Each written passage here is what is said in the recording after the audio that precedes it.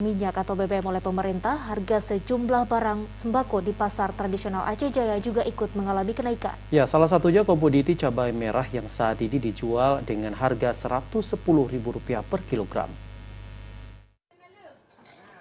Harga sejumlah barang sembako kembali meningkat pasca pemerintah menaikkan harga bahan bakar minyak. Bahan sembako yang paling dirasakan mengalami peningkatan yaitu cabai merah, di mana harga salah satu bumbu dapur tersebut kini mencapai Rp110.000 per kilogram.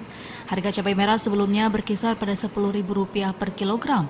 Satu lagi, bumbu dapur yang mengalami peningkatan harga yaitu cabai rawit, di mana kenaikan harga tidak sebesar lonjakan harga cabai merah. Selain dari efek kenaikan BBM, tingginya harga cabai juga dipengaruhi oleh gagal panen akibat cuaca buruk. Seperti amatan TVRI di pasar tradisional Calang, untuk stok cabai merah saat ini mulai menipis.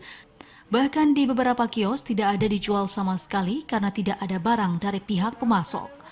Salah seorang pedagang Mulia menyampaikan saat ini barang sembako yang paling meningkat yaitu cabai merah, sedangkan untuk barang lainnya masih normal. Seperti bawang putih dijual Rp23.000 per kilogram, tomat Rp9.000 per kilogram, cabai rawit Rp50.000 per kilogram, telur Rp50.000 per papan, minyak goreng curah Rp15.000 per kilo, minyak goreng kemasan Rp23.000 per kilo. Bervariasi, misalnya barang kayak telur untuk minggu ini turun.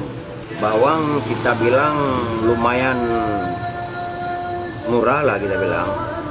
Cabai meningkat, tomat turun.